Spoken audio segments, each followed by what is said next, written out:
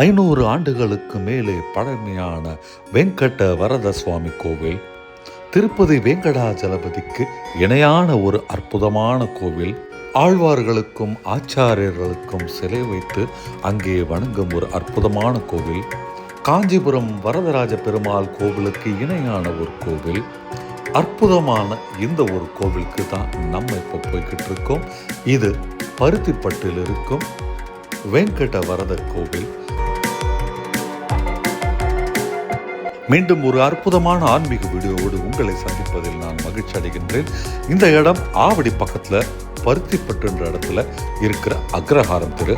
பார்க்கவே ரொம்ப தூய்மையாக மிக மிக அழகாக இருக்கிற இந்த தெருவில் தான் 500 ஆண்டுகளுக்கும் பழமையான ஸ்ரீ வெங்கட வரதராஜ பெருமாள் கோவில் இருக்குங்க.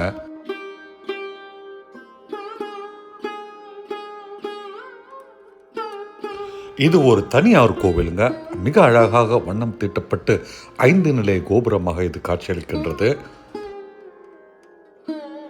இந்த கோவிலின் முழுமையான பெயர் கேட்டீங்கன்னா ஸ்ரீ பெருந்தேவி நாயிக்க சமேத ஸ்ரீ வெங்கட வரத பெருமாள் கோவில்.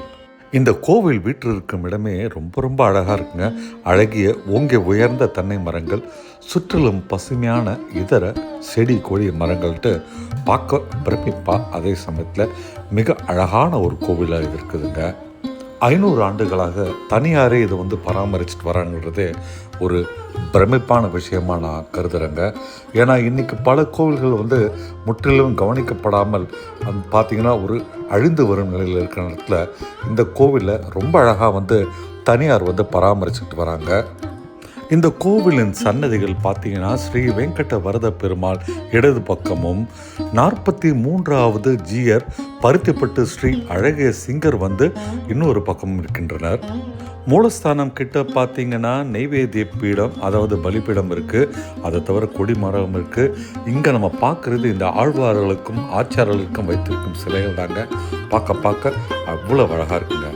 மூலவர் ஸ்ரீ வெங்கட வரதர் ஒரு பக்கம் பூதேவி, ஒரு பக்கம் ஸ்ரீதேவின்ட்டு அற்புதமாக நின்ற நிலையில் காட்சியளிக்கிறார் நமக்கு. இங்கு பவித்ரோத்சவம் பார்த்தீங்கன்னா மிக சிறப்பாக நடைபெறுகின்றது. அப்போது காஞ்சிபுரத்தில் தான் வாத்தியார்கள் இங்கே அந்த பவித்ரோத்சவம் நடத்தி வைக்கிறாங்க. அதே மாதிரி இந்த கோவிலுடைய நவராத்திரி செலிப்ரேஷனும் ரொம்பவே ஃபேமஸ்ங்க.